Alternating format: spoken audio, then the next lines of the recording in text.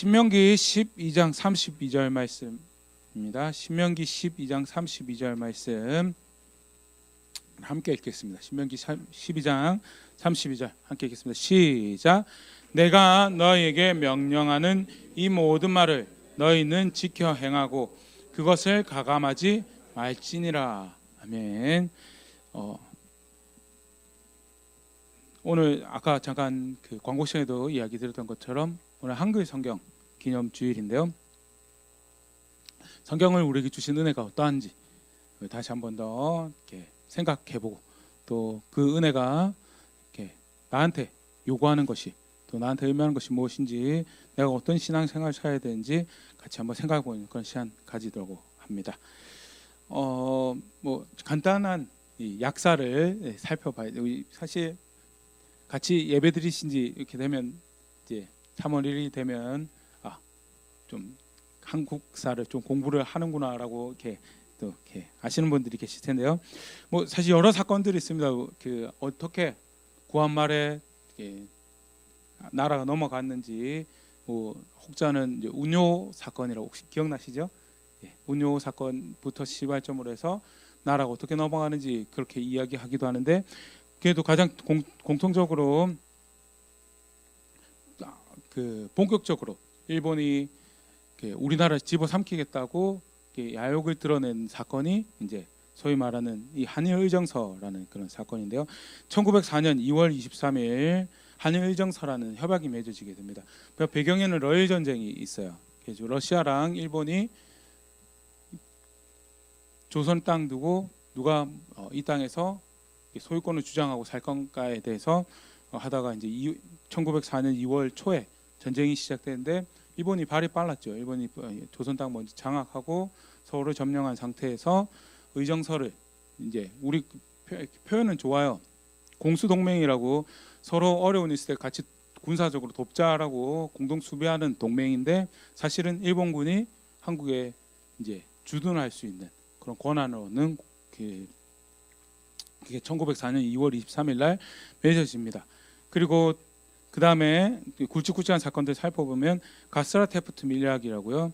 1905년 7월 29일 날 이제 그 테프트라는 미국 그 대사가 일본을 방문할 때 이제 이 밀약이 맺어지는데 대한제국에 대해서 이게 일본은 필리핀에 대해서 미국이 점령하고 하는 거에 대해서 시비 걸지 않는 걸 이렇게 한 편이라면 또 다른 편에는 대신에 일본이 조선 땅 먹는 거에 대해서 미국이 왈가불가하지 말라라고 그래서 표현은 좋아요. 일본 땅 일본이 조선에 대해서 관리하고 감독하고 하는 거에 대해서 미국이 승인했다라는 뭐 그런 건데 사실은 이제 식민지를 삼겠다는 거죠. 이게 서서히 이제 1904년, 1905년 이런 일이 벌어지고 아까도 잠깐 이야기 드렸던 이제 러일 전쟁이 일본의 승리로 뭐 사실은 경제적인 규모나 군사적인 규모로 일본이 이길 수가 없는 전쟁인데 이제 러시아 내부 사정이 이제 막 그때 공산혁명이 일어나고 내부 사정이 복잡한 게 있어서 러시아가 빨리 항복을 하고 가스라테프트 밀약은 일본이 미국한테 승인을 얻은 거라면 포츠머스 조약이라고 1905년 9월 5일인데 이거는 이제 러시아에게 이제 조선 땅은 일본이 먹는다 이제 거기에 대해서 토하지 말라라는 일종의 이제 조약을 맺게 됩니다. 그리고 1905년 12월 17일 날 뭐 의사 조약이라고도 의사 늑약이라고도 하기도 하는데 본격적으로 이제 군대를 일본이 원하는 대로 조선 땅에 배치를 하고 그리고 외교권을 박탈해가요. 뭐 변명은 좋죠. 이제 복잡한 국제 정세 가운데 힘이 없는 나라를 힘 있는 나라 도울게라고 이야기하는데 사실은 일본이 그 조선이 대외적으로 목소리를 낼 수 없도록 보국화한다라고 그 이야기를 하는데요. 외교권을 박탈해가고 자기들이 이제 완전히 이제 제2의 일본화하는 그 포석을 이제 알게 되고요. 정미 7조약이라고 1907년 7월 24일 날 이제 외교권 박탈뿐만 아니라 내정 간섭에도 그 이제 서서히 야욕을 드러내고 또 대표적으로 큰 특징 중에 하나가 정미 7조약이 대한민국 군대를 해산을 하는 그래서 군대도 외국권도 없고 내정도 이제 간섭당하고 다음에 군대도 해산하면 그럼 대한민국에서 정식 군대라고 할 수 있는 군대는 일본 군밖에 안 남게 되죠. 그러니까 그런 사정이 있습니다. 다음에 기후각서라고 1909년 7월 27일, 7월 12일인데요. 이제는 본격적으로 사법권, 행정권 박탈해가고 일본이 가져가는데 사실 이제 아까 군대도 조선 군대가 해산이 되고 사법권, 행정권을 가져간다는 거는 소위 말하는 이제 가장 한국으로는 피부에 와닿기 싫은 이제 소위 말하는 일본인 순사가 경찰을 역할을 하는 그런 상황이 되고요. 마지막으로 경술국치라고 뭐 한일 합방이라고 하기도 하는데 1910년 8월 29일 날 공식적으로 이제 대한제국이란 나라가 없어지고 일본에 의해서 이제 제2국민화되는 식민지가 되는 그런 일이 발생하죠. 사실 뭐 간단하게 살펴봤지만 참 암울한 시기예요. 이 차곡차곡 집어삼키는 게 보여지는데 힘이 없고 또 거기에 대해서 방어할 수 있는 어떤 것도 준비가 되어 있지 않는 그런 상황에서 그냥 이리 뜯기고 이리 물어뜯기고 저리 물어뜯기고 우리가 작년이죠 벌써 작년인가요? 아무리 잘못해도 잘못한 거를 우리 손으로 수정하는 거랑 다른 나라에서 개입을 해가지고 다 빼앗아가면서 하는 거랑은 완전히 이렇게 뉘앙스가 달라지는 그런 일이거든요. 그런데 구한 말에 1910년 8월 29일 되기까지 차곡차곡 나라를 이렇게 물어뜯기고 빼앗기는 그런 일이 발생했고요. 이제 이후에는 어떻게 될지 알 수가 없는 그런 상황이었어요. 그러니까 사실 군대도 없고 이제 뭐 아까 정미칠조약이 잠깐 이야기 들었는데 대한민국 군대 해산하니까 이제 거기에 반발을 품고 이제 소위 말하는 국사 학자들이 이야기하는 정미의병이라고요. 각 사건들마다 이제 의병들이 나오긴 하거든요. 근데 의병이라고 해봤자 아시다시피 사실 정식 후원받는 군대가 아니니까 정식 군대랑 싸웠을 때 얼마나 역량을 발휘하고 그들을 통해서 뭔가 바뀌어지는 것 자체에 사실은 굉장히 의문을 가지는, 그러니까 쉽게 다시 표현하면 이제는 어떻게 될지 한 치 앞도 보이지 않는 그런 상황이었죠. 그런데 그런 상황에 하나님께서 성경이 완역되는 그런 은혜를 베푸신 1911년 3월 6일이고요. 뭐 바깥에 이제 분들의 이렇게 표현을 좀 빌리자면 한글 성경으로 설교가 이루어지고 찬양이 이루어지면서 한국어가 보존될 수 있었다라고 민현식 전 국립국어원장이 이런 이야기를 하는데, 오늘도 잘 알다시피 창시개명이라는 대표적인 사건이 있죠. 조선말을 쓸 수가 없어요. 조선말을 못 쓰게 하고 결국은 이게 사실은 뭐 대만이 그런 이야기를 한다잖아요. 대만이 야 우리도 똑같이 식민지였는데 왜 그렇게 너네만 유달리 일본을 싫어하냐라고 했는데 사정이 좀 다르다고 이 이야기. 대만 같은 경우에는 우리보다 이제 일본 더 가까운 상황이 아니니까 이제 주로 수탈을 이 목적이었고 정체성 자체를 말살하는 그런 것까지는 안 했는데, 조선 같은 경우는 일본이 제2일본으로 만들려고 그래서 2등 국민 나라를 만들려고 그래서 결국 마지막 가서는 뭐 내선일치 뭐 이러면서 또 기억이 나시는 단어들이 있죠. 2등 국민을 만들고 그래서 조선인 또는 대한제국인 또는 여기 한반도 사람이라는 정체성 자체를 없애버리려고 했던, 너는 존재가 부정을 당해봤냐라는 이제 대만 사람한테 한국 사람이 이제 그런 이야기를 하기도 하는데, 그런데 그런 상황에서 경전이 한국말 오롯이 한국말로, 사실 성경 번역했던 선교사님들이나 또 옛 목사님들이 좀 꺼내죠. 뭐 사실 처음 한글 성경이 만들어질 때만 해도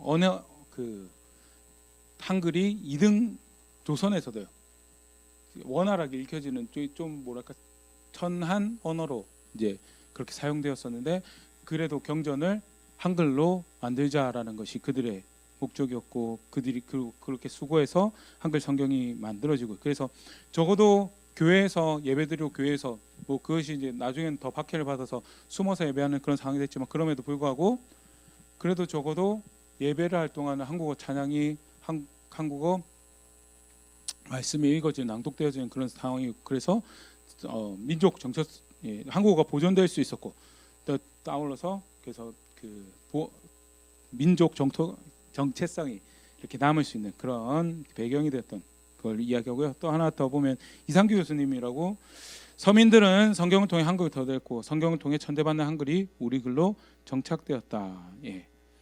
좀 전에 이야기됐던 거와 마찬가지고요. 또 하나 더 이게 굉장히 좀 재밌는 표현인데 세종대왕의 거룩한 뜻이 기독교에서 실현되었다. 국어학자 최원배 씨가 이런 이야기를 했는데 세종대왕의 거룩한 뜻이 혹시 뭔지 아시나요? 훈민정음이라고 하죠. 훈민정음. 훈민정음이 혹시 뜻이 뭔지 아시나요? 예, 백성을 가르치는 바른 소리가 예, 세종대왕이 한글을 만들면서 이 백성을 가르치는 바른 소리라고 이제 물론 그때 세종대왕님은 뭐 하나님도 모르고 복음도 없었지만 그래도 그런 이름을 붙였는데 그게 비로소 마치 성경이 번역된 걸 통해서 백성을 가르치는 바른 소리가 그 목적을 실현하는 그런 그거 이제 이야기하는 건데 그게 성경이 번역된 의미고 또 우리가 또 감사할 수 있는 그런 부분인데요. 오늘 이런 어둡던 역사 가운데 이렇게 한글 성경을 허락하셨던 그런 부분에서 하나님께서 그 여러 가지 의미가 있죠. 사실 실제적으로 아까도 이야기했지만 한글로 민족 언어로 이제 경전이 읽어지는 것 통해서 도움이 되는 것들이 분명히 많이 있었을 텐데 그 중에 대표적인 유익이 하나 뭐였는가라면 하나님께서 말씀으로 말씀 통해서 백성을 인도하시는데 그게 드디어 우리의 감수성을 우리의 마음을 울리는 언어로 우리에게 주어졌다라는 것 오늘 같이 또 생각을 해보려고 합니다. 아까도 우리가 조절 말씀을 읽었는데 신명기 12장 32절 말씀 보면요, 내가 너에게 명령한 이 모든 말을 너희는 지켜 행하고 그것에 가감하지 말지니라 라면서요. 우리가 사실은 굉장히 유념해야 될 표현이 가감하다라는 표현이 있는데 가감하다라는 것이 더하거나 빼다라는 하나님께서 백성을 5,000년 전에 또는 3,500년 전에 또는 1,500년 전에 뭐 500년 전에 아니면 10년 전에 지금 우리 또는 우리 이후에 30년 100년 하나님께서 시간이 허락하신 안에 백성들을 인도해 가시는데 백성들을 인도해 가실 때 뭘로 인도해 가실 건가라는데 그게 하나님 말씀이고 그래서 그거 너네 마음대로 더하거나 절대 빼면 안 된다. 이게 왜 흥미로운 구절이냐면요. 그리고 난 다음에 신명기 13장이 사실 전부 다 가감하는 내용에 대해서 이런 가감하는 자들은 반드시 죽이라고 하나님께서 명령하시는 게 13장 전체 전장이 다 그런 내용으로 되어 있거든요.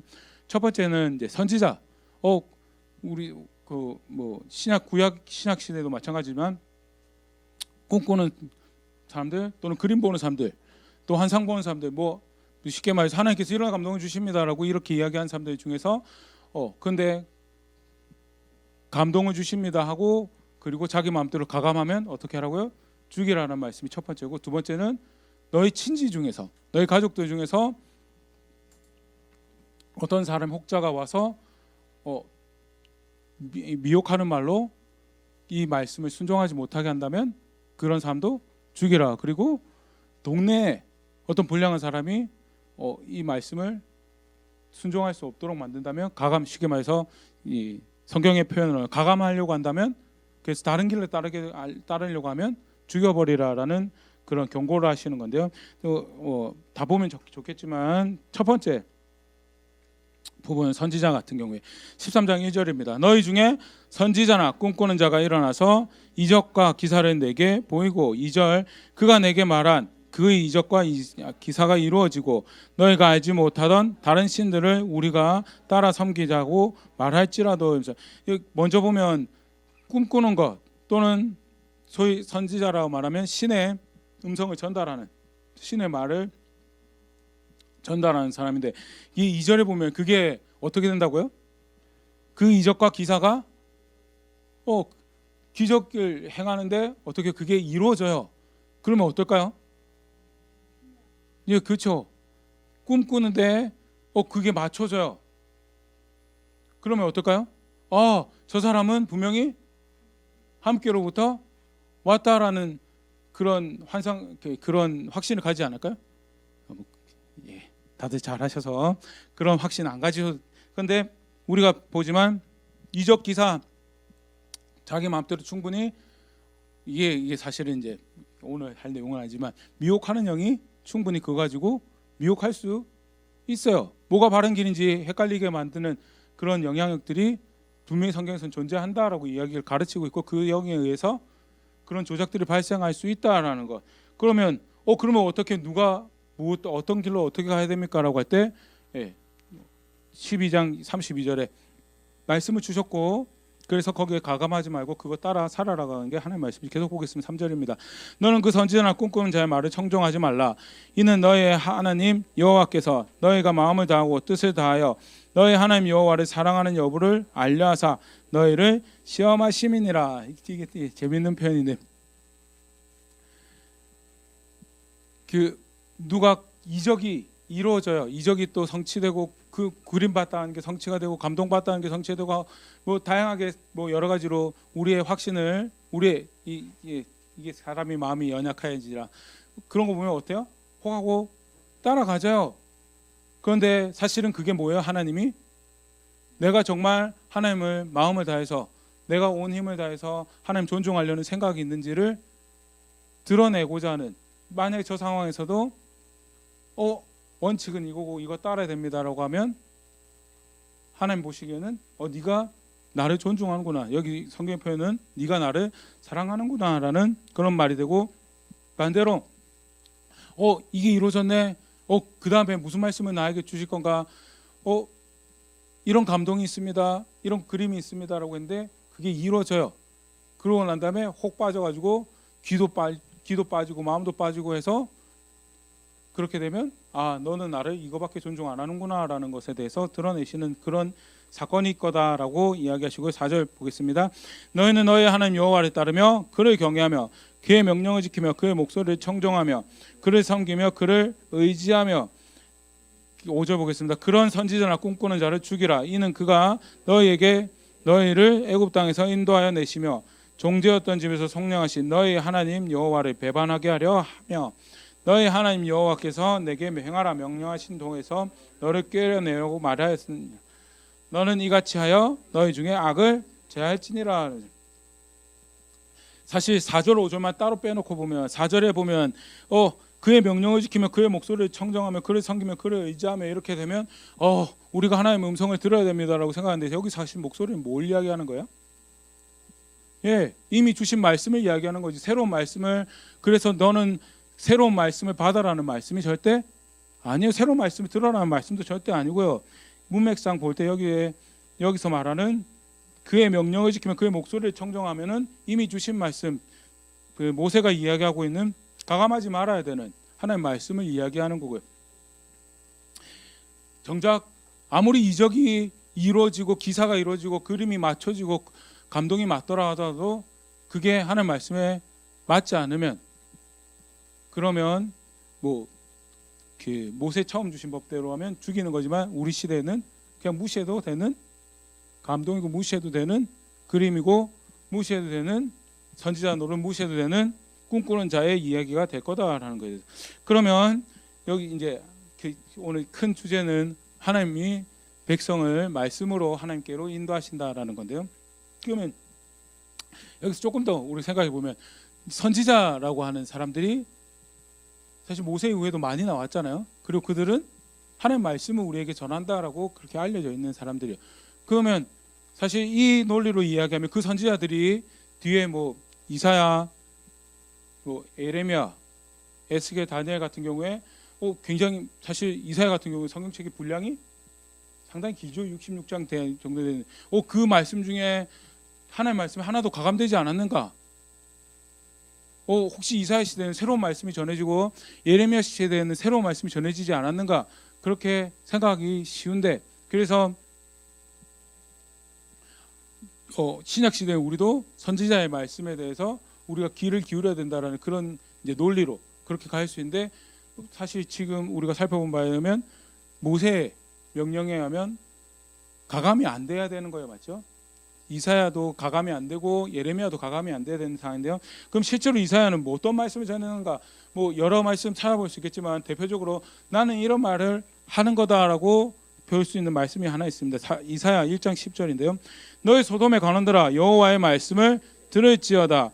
너희 고모라의 백성아 우리 하나님의 법에 귀를 기울일지어다. 하면서 여기 소돔의 관원은 이스라엘이에요. 이스라엘. 여기 고모라의 백성들도 이스라엘 백성들이고요.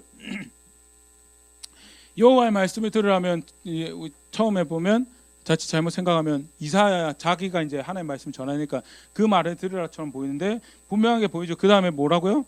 우리 하나님의 법에 귀를 기울일지어다. 이사야 시대가 제일 큰 문제가 뭐였냐면 예배가 제대로 예루살렘 성전에서 드려지고 있었죠. 그래서 안식일로 정회로 모이는 거에 대해서 쭉 살펴보지만 그런 예식들은 굉장히 잘 지켜지고 그런데 삶에서 하나님 법을 버린 그 행태를 보면 15절부터 17절 그 밑에 있는데요. 너희가 손을 펼 때 내가 내 눈을 너에게서 가리고 너희가 많이 기도할지라도 내가 듣지 아니하리니 이는 너희의 손에 피가 가득함이라 하면서 본격 하나님이 뭐 앞에 그 조금 더 찾아보면 좋겠지만 눈을 기도에 대해서 듣겠다고 하신 하나님이 받겠다고 하신 하나님 눈을 가리고 귀를 막아버리겠다라고 하시는데 그 이유가 뭐냐? 너희 손에 피가 가득했다라면 신문자적인 의미로서의 피도 되겠지만 악을 행하는 그 밑에 보면 16절에 너희는 스스로 씻으며 스스로 깨끗하게 하여 내 목전에서 너희 악한 행실을 버리며 행악을 그치고 17절 선행을 배우며 정의를 구하며 학대받는 자를 도와주며 고아를 위하여 신원하며 과부를 위하여 변호하라 하셨느니라. 선행을 배우며 정의를 구하며 학대받는 자를 도와주고 고아를 위하여 신원하며 과부를 위하여 변호하라는 말씀이 그냥 착한 일, 좋은 일 하는 말씀이 아니죠. 지금 그 앞에 10절에 가고 같이 생각을 해보면 그거는 결국 뭐에 대한 내용이에요? 하나님의 법이 이미 하나님께서 처음에 10절에 모세를 통해 주셨던 하나님 법이 있고 그 법이 상징하는 대표적인 삶의 모습이 선행을 행하고 정의를 구하고 학대받는 자를 도와주고 고아를 위해 신원하고 과부를 변호하는 그게 그 법을 따라서 하는 대표적인 모습이고 거기에서 이사야 시대 사람들이 실패했고 그래서 너에게 어떤 그 보복이 그렇지만 내가 자비로워서 이렇게 살게 하겠다라는 내용이 들어간 게 이사야 시 내용이고 이사야가 절대 내용이 가감되지 않았다라는 것 한탄적으로 하나 볼 수 있는 게 분명히 자기가 하나님께 감동을 받아서 전하는 말이지만 그럼에도 불구하고 그게 뭐예요? 여호와의 법을 하나님의 법을 너희가 기울이라라는 것이 이사야의 이야기죠. 예레미야도 한번 보겠습니다. 예레미야 6장 16절인데요. 예레미야도 이사야보다는 짧지만 그래도 상당히 긴 분량을 가진 성경책이에요. 그래도 이사야가 뭐 전했느냐? 6장 16절 여호와께서 이와 같이 말씀하시되 너희는 길에 서서 보며 옛적 길 곧 선한 길이 어디인지 알아보고 그리로 가라. 너희 심령이 평강을 얻으리라 하나 그들의 대답이 우리는 그리로 가지 않겠노라 하였으며 하나님께서 예레미야를 통해서 백성들에게 이야기하십니다. 어디로 가라고요? 옛적 길은 어딜까요? 모세를 통해 주신 삶의 규례들, 삶의 모습들 모세를 통해서 알려주신 어떻게 살아야 될 것에 대해서 가르쳐주신 쉽게 말씀이죠. 성경 말씀이 그걸 옛적 길이라고 글로 가라고. 아니 사실 하나님이 뭐 대략 봐도 한 1000년 정도 모세를 통해서 글을 주고 난 다음에 한 성경책을 주시고 난 다음에 예레미야 때 되면 1000년 정도 지났으면 내가 처음 모세한테 말을 이렇게 하긴 했는데 사실 우리 감이 잘 안 오잖아요. 1000년 동안 1000년 한번 생각하면 1000년 전에 우리가 어떻게 살았을까요? 스마트폰이 없죠. 일단은 스마트폰도 없고 인터넷도 없고 자동차도 없고 포장된 도로도 없고 제대로 된 위생시설도 없고 조선시대도 아니에요. 그렇게 됐으면 조선시대 쉽게 말해서 그 옛날에 모세한테 말할 때 내가 이렇게 말했는데 내가 생각해보니까 잘못 생각한 것 같아. 좀 바꾸자라고 충분히 충분히 그럴 수 있는데 그럼에도 불구하고 하나님께서 예레미야에게 하신 말씀이 뭐예요? 옛적 길, 곧 선한 길로 가라고요. 돌아가라고. 어디로 돌아가라고요? 옛적 길 선한 길로 돌아가라고 하시는 말씀이 예레미야에게 주신 말씀이고, 예레미야를 통해서 예레미야 당시에 백성들에게 주신 말씀이고, 선지자, 우리 간혹 그런 착각해요. 선지자 하면 새로운 말씀을 주신다고 생각하는데 성경의 선지자들은 단 한 번도 새로운 말씀을 주신 적이 없어요. 시대마다 문제점이 다르고 시대마다 문제적인 모양이 달라서 말씀이 조금 다른 것 같기는 하지만, 그럼에도 불구하고 기본적인 골격은 뭐예요? 모세의 법에서 너네가 떠나지 말고 하나님 따라라라고, 나는 이 말씀으로 나의 백성을 나에게로 인도한다라는 것이 하나님의 철저한 원칙이었고, 그래서 이걸로 판단하고, 그래서 그 후에 보내셨던 선지자도 전혀 다르지 않다라는 것. 참고로 보겠습니다. 예레미야 7장 23절부터 26절까지 보면요, 오직 내가 이것을 그들에게 명령하여 이르기를 너희는 내 목소리를 들으라. 그리하면 나는 너희의 하나님이 되겠고 너희는 내 백성이 되리라. 너희는 내가 명령한 모든 길로 걸어가라. 그리하면 복을 받으리라 하였으나, 여기도 아까 비슷한 표현이 목소리를 들으라라고 하면 뭐 어떻게 생각하기 쉽냐면, 우리가 하나님의 음성을 들어야 돼. 우리가 새로운 음성을 듣고, 그래서 특히 이제 우리 시대에 볼 때는 저 사람들이 하나님의 음성을 듣지 않았구나, 하나님의 음성을 듣지 않아서 하나님이 그들 하나님이 되지 않았구나라고 해석하기 쉬운데, 여기 목소리는 뭐예요? 아까 예레미야 6장 16절에 봤던 옛적 길, 그 선한 길이 여기서 모세를 통해 말씀하셨던 그 말씀이 목소리를 의미하는 거고요. 그러면 나는 너희 하나님이 되고 너희는 내 백성이 돼. 나는 너희 하나님이 되고 너희는 내 백성이 된다는 것. 제 출애굽기 19장 하나님 언약 백성 된다라는 것, 거기 여전히 하나님은 아까도 얘기했지만 천년 후 상황인데도 불구하고 하나님은 어디 계시는 거예요? 천년 전 상황에서 똑같이 동일한 거 이야기하시고 동일한 거 요구하시고, 나는 너희의 하나님이, 그 법을 따르면 새로운 거 쫓아갈 필요 없고 너희가 예적에 줬던 그것 쫓아가면 난 너희 하나님이 될 것이고 너희는 내 백성이 되리라라는 것이 하나님의 말씀이에요. 24절, 그들이 순종하지 아니하며 귀를 기울이지도 아니하고 자신의 악한 마음의 꾀와 안악한 대로 그 등을 내게로 돌리고 그 얼굴을 향하지 아니하였고, 여기도 마찬가지죠.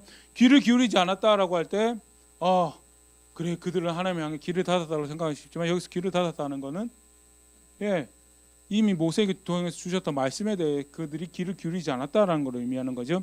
25절, 너희 조상들이 애굽 땅에서부터 나온 날부터 오늘까지 내가 내 종 선지자들을 너에게 보내었으나 너희가 나에게 순종하지 아니하며 귀를 기울이지 아니하고 목을 굳게 하여 너희 조상들보다 더 악을 더 행하였느니라. 여기도 마찬가지죠. 귀를 기울이지 않았다라는 것. 25절에 보면 선지자들을 많이 보내셨어요. 성경에 기록된 선지자도 있고, 뭐 이상한 선지자들 말고, 뭐 우리 아합, 제가 참 좋아하는 선지자 중에 한 명인데, 아합 이야기에 보면 미가야라고 혹시 기억이 나시나요? 한 장면 나옵니다. 근데 소신 있게 고난의 떡을 먹고 고난의 물을 마실지언정 그래도 나는 하나님 하라 말만 한다라는 그런 선지자들이, 특히 하나님 앞에서 인정받는 선지자들이 어떤 자세를 가지고 있었는가, 그런 걸 잘 보여주는 말인데, 그런 미가의 선지자, 예후 선지자, 다양한 선지자, 엘리야, 엘리사 마찬가지죠. 많은 선지자들이 와서 너에게 말을 전했는데 너희가 듣지 않았다라고 할 때, 여기 선지자들이 우리가 쉽게 생각하면 새로운 것 또는 뭔가 좀 다른 것 이야기했을 거라고 생각하지만, 결국 우리가 간단하게 살펴보지만 본문 안에 살펴볼 수 있는 것은 모세에게 처음 주셨던 말씀, 그걸 의미하고, 그리고 거기에 기울이지 않은 것, 그러니까 유념해서 어떻게 하면 내가 이렇게 살아볼까라고 고민하지 않았던 거를 쉽게 말해서 우리는 귀를 기울이지 않았다라고 표현할 수 있는 부분인 거에 대해서 하나님께서 예레미야 당시에 사람들을 이렇게 책망하셨고, 오늘 우리가 함께 살펴보지만 하나님께서 말씀을 주셨다는 것은 그 말씀을 통해서 우리가 하나님께로 향할 수 있고, 하나님은 실제로 당신의 백성들을 처음부터 그 말씀을 가지고 한 자식께로 이끄셨다라는 것을 확인할 수 있죠. 목사님, 신약에는 예수님이 오셨고 그리고 성령 하나님 계시고 그러면 좀 달라지지 않았나요? 라고 할 때 신약 성경도 우리 확인해 보도록 하겠습니다. 대표적인 하나님이 어떻게 판단하시는가에 대해서 기준을 보여주는 대표적인 말씀인데 로마서 2장인데요. 로마서 2장 2절입니다. 이런 일을 행하는 자에게 하나님의 심판이 진리대로 되는 줄 우리가 아노라. 로마서 2장에 보면 하나님의 심판이 성경 전체에서 확인할 수 있지만 하나님은 도대체 사람을 어떻게 판단하십니까? 저는 그래도 교회를 좀 다녔고 또 이런 헌금을 했고 이런 수고를 했는데 하나님이 그거 어떻게 좀 잘 봐주시지 않겠습니까? 라고 이야기하는데 하나님의 심판은, 하나님의 판단은 늘 한 것도 어때요? 진리대로. 그러면 진리가 뭔지에 대해서 이제 이해를 해야 되는데 우리가 쉽게 오늘 우리 말씀 살펴보겠지만 여기서 말한 진리는 하나님 말씀이죠. 하나님 말씀이죠. 자칫 잘못하면 다양한 진리들에 대해서 생각할 수 있는데 바울이 로마서 7장에 보면 예수님 믿고 난 다음에도 자기가 하나님 뜻을 사랑하고 하나님 말씀대로 살아가고자 하는 자기 자신의 그런 열정을 보지만 또 마음 한켠에 뭐가 있다고요? 또 다른 법이 있는데 여전히 죄에 익숙해 있는 그 자신의 상태. 그래서 오라 이 공관 이 몸에서 누가 나를 구원해 줄 거라고 탄식을 하는 그런 말씀이 로마서 7장에 기록되고 그런 상황에서 바울이 진리라고 이야기할 수 있는 게 뭐가 되는가 생각해 보면 기록된 말씀 말고는 다른 말씀을 진리라고 이야기할 수가 없고요. 하나님 말씀 신약인데도 하나님 심판은 어떻게 진행돼요? 하나님 말씀대로 진행되는 것. 여담으로 조금 더 살펴보면 하나님 심판은 그 다음에 로마서 2장 6절에 하나님께서 각 사람에게 그 행한 대로 보응하시되 이러면서 진리를 따라 행한 것이 뭐가 돼요? 그게 하나님께서 판단하시는 기준인 거예요. 진리를 가지고 쉽게 말해서 하는 말씀이 여러 말씀이 있죠. 근데 제가 마음은 그렇지 않았습니다. 혹시 익숙하신 변명이신가요? 내 마음은 그렇지 않아. 나는 사람은끼리는 그럴 수 있어요. 그런데 하나님 앞에서 내 마음이 그렇지 않. 하나님 아시죠? 제 마음은 그렇지 않은데 제가 이렇게 했습니다. 하나님께서 그렇게 했다는 거에 대해서 뭐라고 하신다고요? 너는 그거에 대해서 주의를 더 기울이지 않았고 그거에 대해서 더 존중하지 않았고 다시 보면 행한 대로 보응하시는 분, 진리대로 심판하시고 행한 대로 보응하시고 그 다음에 로마서 2장 11절 이는 하나님께서 외모로 사람을 취하지 아니하심이라 하면서 참 은혜가 되는 말씀이죠. 내가 시작점이 어딘지 그건 상관없어요.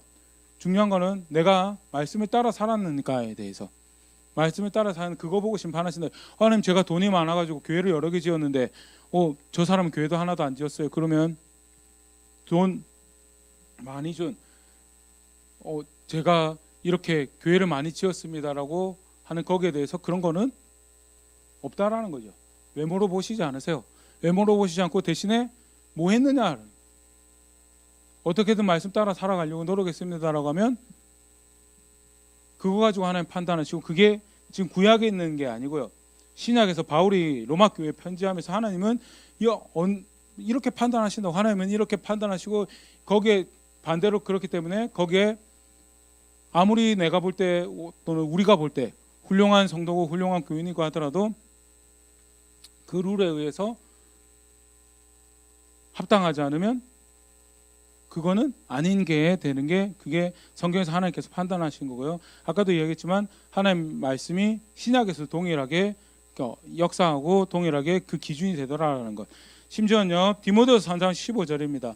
또 어려서부터 성경을 알았나니 성경은 능히 너로 하여금 그리스도 예수 안에 있는 믿음으로 말미암아 구원에 이르는 지혜가 있게 하느니라. 이당 사실은 바울이 여기서 성경이라고 하는 성경은 구약 성경만 의미해요. 우리는 이제 나중에 후대에 읽으면서 확장된 의미로 읽을 수 있겠지만 바울이 이 편지를 쓸 때 성경은 구약 성경만 성경이었어요. 그런데 구약 성경에서 구원에 이르는 지혜가 있다고요. 구원에 이르는 믿음으로 의롭게 되는 예수님을 힘입을 수 있는 그 구원에 이르는 지혜가 어디에 있다고요? 성경에 있다고요. 성경에 없는 거를 내가 어느 날 감동을 받아서 믿어가지고 내가 구원에 대한 이야기라고 예수님에 대한 하는 이야기를 하는 게 절대 아니다라는 것이 누구의 주장이에요? 바울의 주장이고, 바울이 디모데를 향해서 네가 그렇게 그 성경에서 잘 배우고 성경이 그런 것이다라고 격려하고 칭찬하는 게 뭐냐면 성경에서 구원에 이르는 지혜가 있다라는 것. 그러면서 너무 유명하죠. 3장 16절 17절 계속 보면요, 모든 성경은 하나님의 감동으로 된 것으로 교훈과 책망과 바르게 함과 의로 교육하기에 유익하니 17절 이는 하나님의 사람으로 온전하게 하며 모든 선한 일을 행할 능력을 갖추게 하려 함이라. 하나님의 사람으로 온전하게 되는 거에도 뭐가 충분하다고요? 성경이면 충분해요. 그래도 뭔가 좀 다른 게 더 필요하지 않을까요? 바울이 뭐라고 그러죠? 모든 성경은 하나님의 감동으로 된 것으로 하나님의 사람으로 온전하게 하며 모든 선한 일을 행한 능력을 갖추는데 충분하다라고 이야기하고 그렇게 디모데를 격려하고 있고요. 신약에서도 기준이 뭐가 되느냐? 기준이 뭐가 돼요? 성경이 기준이 되고 하나님 말씀이 기준이 되고 성경이 기준이 된다는 것 자체가 의미하는 게, 그러면 우리가 뭘 따라 살아야 되고 하나님은 우리를 뭘 가지고 판단하시고 라고 하는 측면에서 성경이 충분히 기준이 되고 성경으로 하나님께서 하나님 백성을 이끌어 가시고 인도하시는구나라는 것. 쐐기죠. 예수님께서 성경에 대해서 뭐라고 이야기하셨는가에 보면요, 마태복음 5장 17절부터 20절 말씀입니다. 내가 율법이나 선지자를 폐하러 온 줄로 생각하지 말라. 폐하러 온 것이 아니요 완전하게 하려 함이라. 하면서 율법이나 선지자는 뭘 이야기하냐면 구약 성경 전체를 다시 이야기하는 걸로 그렇게 이해하죠.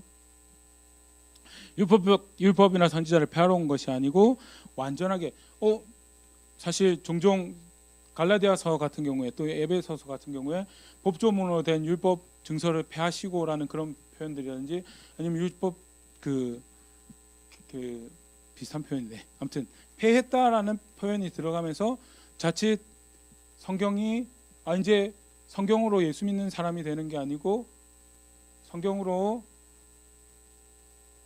하나님 사람 되는 게 아니고 예수님을 통해서 우리가 하나님 사람 되는 거기 때문에 실제로 1세기에 3세기에 말시온 같은 사람은 구약 성경은 필요 없다라고 했던 그런 과거도 있거든요. 왜냐하면 아까도 얘기했던 갈라디아서나 에베소서 같은 경우에 읽으면 율법이 끝난 거 아니냐. 그런데 예수님 뭐라고 그러셨어요? 정작 그 구원을 베풀어 이 땅에 오신 예수님은 율법을 폐하러 온 게 아니다라고요. 율법을 폐하러 온 게 아니다는 말은 너네에게도 이 말이 상관이 있다는 이야기죠. 상관이 있다는 이야기고, 계속 보겠습니다. 18절 진실로 너희에게 이르노니 천지가 없어지기 전에는 율법의 1.1획도 결코 없어지지 아니하고 다 이루리라. 하나님 말씀은 온전하게 하나도 그냥 땅에 떨어지지 않고 그냥 이거는 너무 옛날에 얘기했던 거니까 없던 거야라고 그렇게 지나치지 않고 하나님 말씀은 다 이루어질 거고 너에게 그런 말씀이 주어진 거고 이 말씀은 너에게 그런 의미를 가질 거야 라면서, 그 다음에 19절입니다. 그러므로 누구든지 이 계명 중에 지극히 작은 것 하나라도 버리고 또 그같이 가르치는 자는 천국에서 지극히 작다 일컬음을 받을 것이요 누군지 이를 행하며 가르치는 자는 천국에서 크다 일컬음을 받으리라. 굉장히 흥미로운 말씀이죠. 작은 것 하나라도 버리면 천국에서 지극히 작다라고, 자칫 잘못 보면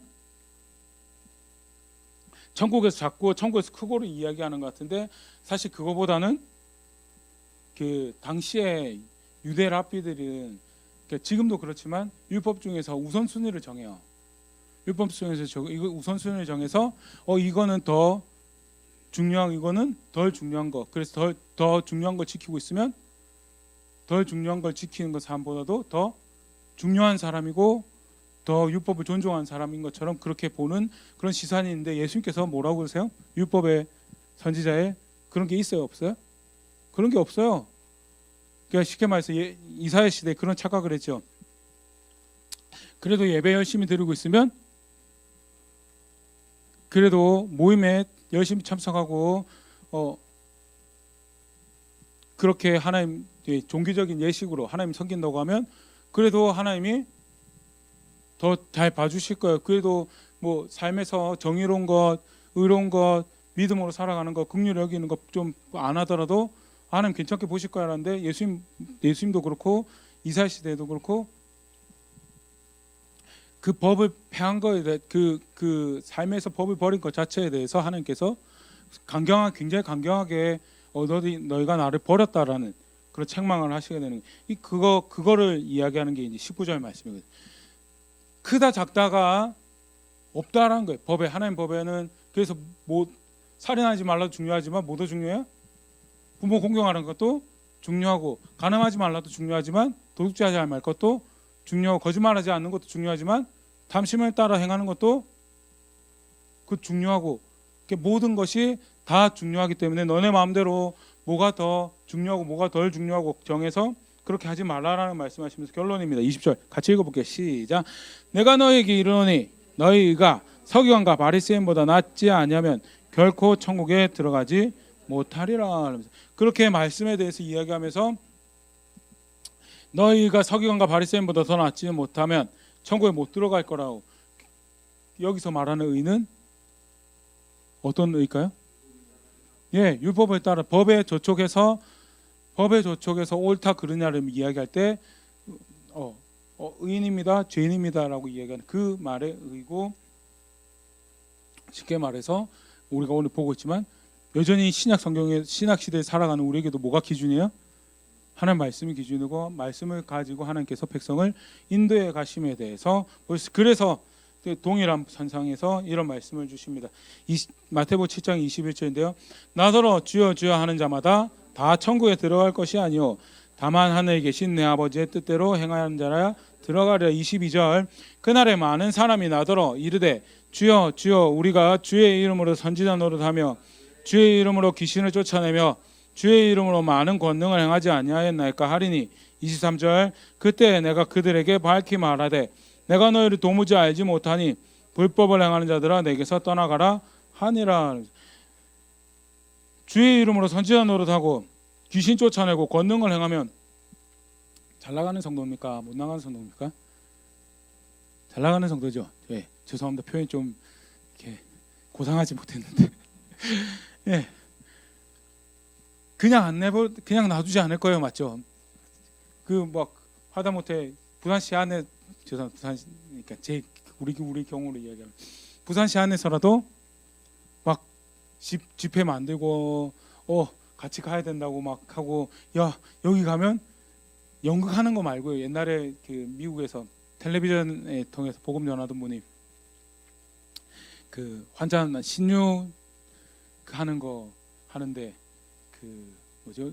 알고 봤더니 뒤에서 짜고 뒤에서 돈 주고 무전기 심어가지고 하는 게 방송을 한번 전파를 이렇게, 옛날에 이제 미국에서 그런 일이 있어가지고 그 텔레비전으로 복음 전하던 분들이 이제 그 사람 같은 경우는 가짜다라고 이제 판명이 났던 그런 경우도 있었는데, 아니에요. 여기 지금 뭐예요?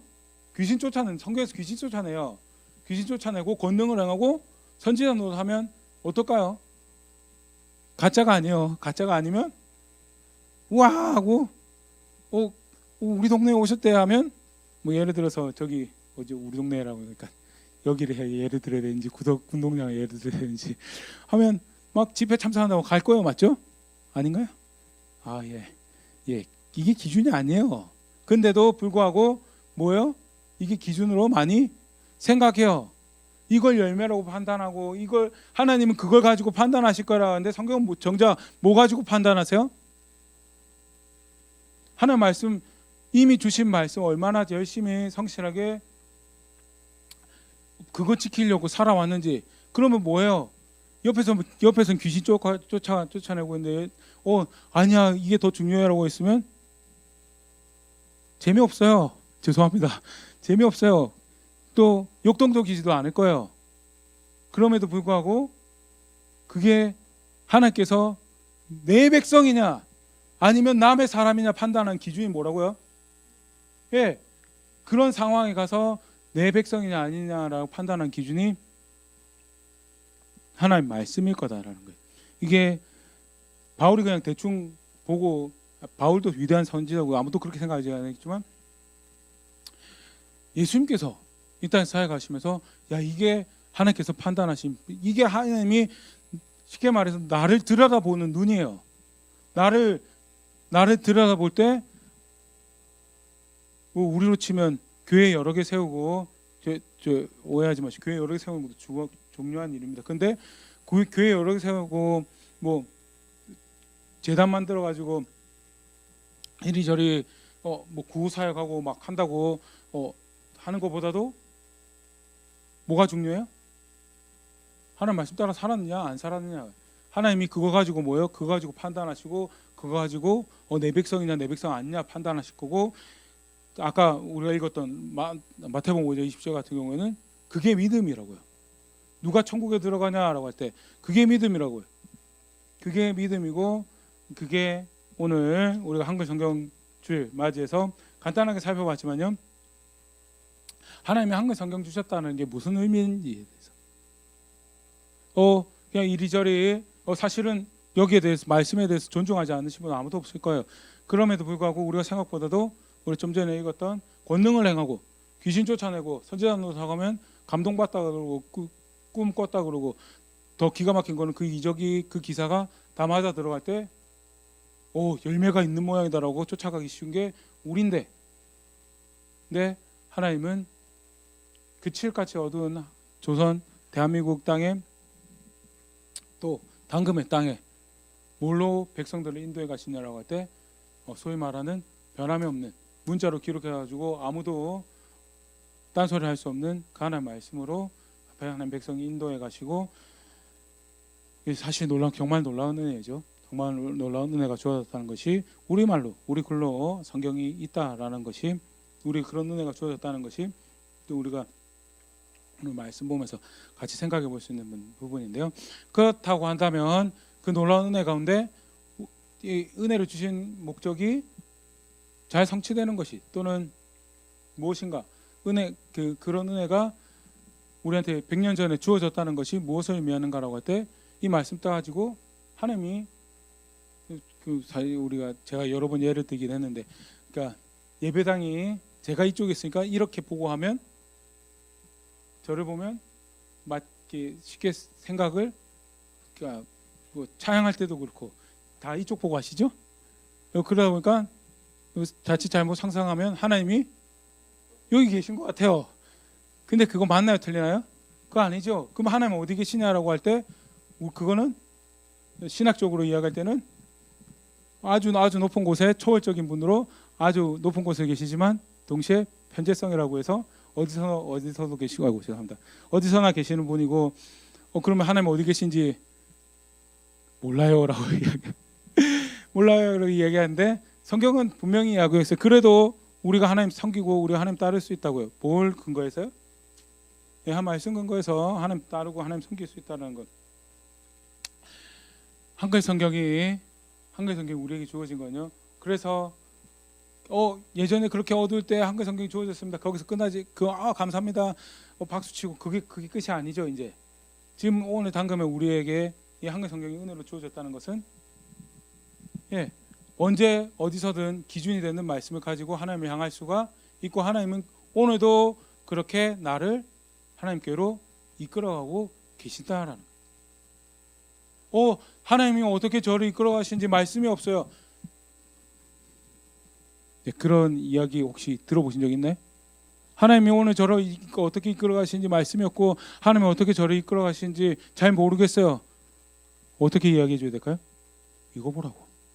이거 보면 몇십 년 후에 내가 무슨 일을 해야 될지는 모르지만 당장 내가 뭘 해야 되는지는 다 나와 있어요. 그리고 하나님은 그렇게 걸음걸음 우리와 동행하시고 우리의 걸음을 하나님께로 이끌어 가시더라라는. 그러면 마지막입니다. 그런데 사실 성경이 그렇게 주어졌을 때 다 이렇게 말씀 따라 사실 아직 성경을 자기 모국어로 안 가지고 있는 민족도 나라도 많거든요. 그런데 특별하게 그것도 어떻게 보면 정말 우리나라가 이만큼 어두웠었나 생각되어지는 그 시기에 성경이 주어졌던 그 은혜를 생각하면 어떻게 성경을 따라 하나님을 안 섬기고 성경을 따라 하나님 따라 안 갈 수 있는가라고 생각이 되지만 바울이 디모데에게 경고하면서 이런 흥미로운 이야기를 합니다. 디모데후서 4장 3절 4절인데요. 때가 이르리니 사람이 바른 교훈을 받지 아니하며 귀가 가려워서 자기 사역을 따를 스승을 많이 두고 4절 또 그 길을 진리에서 돌이켜 허탄한 이야기를 따르리라 하면서 자기 듣고 싶은 이야기 듣고 싶어서 어떻게 한다고요? 네, 딴 데 간다고요. 자기가 듣고 싶은데 내가 원하는 이야기를 해줄 수 있는 대로 이리저리 유리하면서 물론 거짓 선생에 대한 이야기도 많아요. 거짓 선생에 대한 이야기 그것도 있지만 문제가 뭐예요? 우리가 뭐가 진리인지 별로 궁금해하지 않아요. 그냥 내 가려운 길을 나는 이런 쉽게 말해서 죄송합니다. 근데 저도 그렇더라고요. 저도 이거 이렇게 하면 잘 됩니다 하면 어때요? 예, 이렇게 하면 성공합니다. 이렇게 하면 예를 들어서 저희 때는 아직도 그런 이야기 했었거든요. 저희 학교 다닐 때는 큰 목회하면 어때요?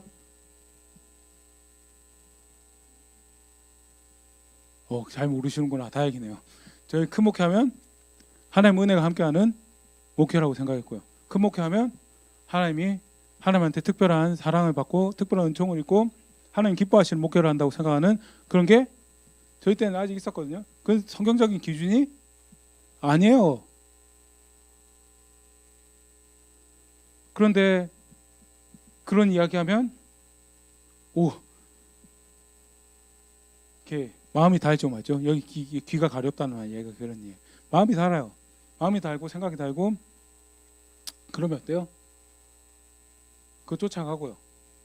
그때 기준이 없으면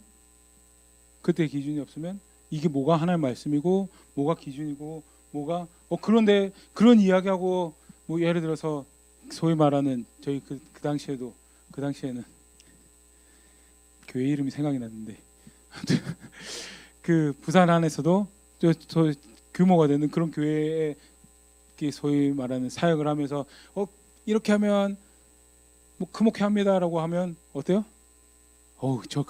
저렇게 하면 저렇게 되는 모양이다라고 우르르 따라가게 되면 기준이 뭐죠? 기준이 없는 거예요. 기준이 없고 바울이 경고하는 대로 때가 이르니 바른 교훈을 받지 않고 진리에서 돌이켜서 헛단의 얘기를 따른 그런 이들이 발생을 하더라라는 거에 대해서 경고입니다. 기준은 분명히 주어졌어요. 기준은 주어졌는데 허탄한 것에 내가 듣고 싶은 얘기에 이렇게 해도 사랑한다 저렇게 해도 사랑한다도 그런 것도 되겠죠. 또 사실 대표적인 그 거짓 가르침 중에 하나가 우리 이제 종교개혁이 있을 수밖에 없었던 문제점 중에 하나가 그 고해를 회개가 아니고 고해라고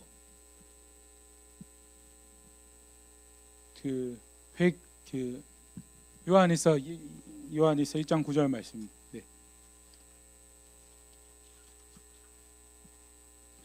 만일 우리가 우리 죄를 자백하면 그는 미쁘시고 여기 자백을 그냥 자백이라고 그냥 문자 그대로 읽으면 성경에서 말하는 회개가 아니에요.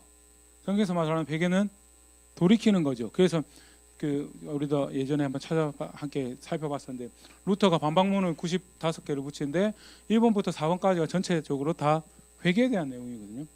고해를 가지고 그걸 회개라고 믿는 거에 대해서 그거에 대해서 화했을지어다라면서 아주 심각하게 루터가 그건 잘못된 이해다라고 이렇게 혼내는데 근데 회개 기도하고 그게 회개한 것처럼 전혀 돌이키지 않는데 회개를 하는 첫 걸음이 뭐라고 전통적으로 이해가 하냐면 회개를 하는 첫 번째가 내가 잘못한 거에 대해서 싫어해야 돼요. 내가 잘못했다라는 거에 대해서 내가 잘못한 행위를 한 것 자체에 대해서 미워하고 그 행위를 선택했던 나 그때 자신의 나에 대해서 미워하고 해야지 그 다음에 그거를 그 자리에서 돌아설 수가 있거든요. 그냥 대충 성찬을 해야 되긴 해야 되고 우리가 대표적으로 이제 같이 기도할 때가 성찬을 하긴 해야 되고 회개 안 하고 먹으니까 좀 찝찝하고 그러니까 와가지고 그 뒤 기도하고 회기도했으니까 이제 회개한 모양이다 하고 그냥 먹는 거는 그거는 회개가 아니에요. 부끄러운 짓을 하고 수치스러운 짓을 하고 성경에 말씀한 것이 우리 사실 그 존 파이퍼 목사님이 그런 이야기 하잖아요. 죄를 강제로 지는 사람은 아무도 없다. 그런 수치스럽고 그렇게 하나님 얼굴 보기 민망한 짓을 할 때 내가 그걸 즐기고 있었던 사실 그 나 자신에 대해서 미워해야지 그 다음에 할 수 있는 게 난 더 이상 이거에 대해서 이렇게 살지 말아야지 하고 그래도 싸워가면서 엎어지고 할 수 있는 게 그래도 그 은혜 구하면서 내가 그렇게 부끄러운 짓을 또 할 수는 없다라고 단호한 각오로 싸워가는 게 그게 사실은 회개라고 이야기하거든요. 근데 그게 없이 그냥 고해 기도했다고 회개했다고 넘어가면 이게 이제 캐톨릭에서 그런 걸 이제 많이 하는데 그건 뭐예요? 그게 맘 편하죠, 맞죠? 맘 편하고 쉽게 넘어가고 그런 것이 여기서 우리가 볼 수 있는 자기 사용을 따를 스승을 많이 둔다라는 게 그런 해석들을 갖다고 이야기하는데 성경에 대해서 그런 식으로 할 수 있는 부분에 대해서 바울이 경고를 합니다. 성경은 맡았는데 마지막 때가 이르면 거짓 선생도 많이 일어나겠지만 아예 마음 자체가 진리를 싫어한다고. 내가 듣고 싶은 이야기 오늘 나에게 해줄 사람이 없는지 찾아다니며 그것 쫓아다니면 그건 아니겠죠. 그거는 한글 성경 우리에게 주신 하나님이 계획하시고 뜻하셨던 바에 대해서 우리가 그 은혜 놀라운 은혜에 대해서 배신하는 거고요. 또 그 은혜가 오늘 나에게 뭘 요구하는지 생각조차 해보지 않은 그런 행위인 거에 대해서 오늘 마무리하면서 디모데후서 4장 같이 봤는데요. 간단하게 살펴봤습니다. 참 놀라운 은혜가 정말 시커멓게 아까 잠깐 그런 이야기했는데 잘못했어도 우리가 바꾸는 거랑 남이 와가지고 우리 외국권 떼가고 우리 군대 해산하고 우리 내정 간섭하고 남이 와서 바꿔주는 거랑은 다르죠. 근데 남이 와서 바꿔주고 그대로 끝나는 게 아니고 이제 더 잘 되게 해줄게 그것도 아니고 아예 우리 정체성을 없애버리려고 했던 그 상황에서 우리의 정체성도 지키고 동시에 하나님이 제가 인용하면서 작년엔 봤는데 뺐는데 그 감리교 역사 교수님이 이덕주 교수님이라 마침내 하나님이 조선말로 말씀하시기 시작했다라고 한글 성경이 번역된 사건에 대해서 그렇게 표현을 하시더라고요. 하나님이 한글로 우리에게 말씀하시기 시작했던 그 놀라운 은혜가 다시 한 번 더 이렇게 헤아려 주시면 좋을 것 같고요. 더불어서 말씀을 우리에게 그렇게 주셨다는 게 뭘 의미하는 건가? 그냥 그 주신 모양이다라고 그 이상의 말씀으로 우리를 하나님께로 이끌어 가시기 시작하셨는데 매일매일 우리가 걸어가는 삶이 그 말씀에 얼마나 부합되고 그 말씀에 얼마나 반영을 하고 또 마지막에 우리가 봤던 것처럼 뭐가 기준인지에 대해서 또 사실은 진리라고 생각하는 것 중에서도 진리가 아닐 수 있는 게 하나님 보시기에 판단하시는 기준이 아닌데 우리가 생각하는 이게 기준이야라고 하는 부분도 많이 있을 수 있거든요. 그거 하나하나씩 고쳐가는 게 사실은 성도의 모습이고 또 한글 성경 주신 은혜 감사하는 모습이 아닐까 생각되고요.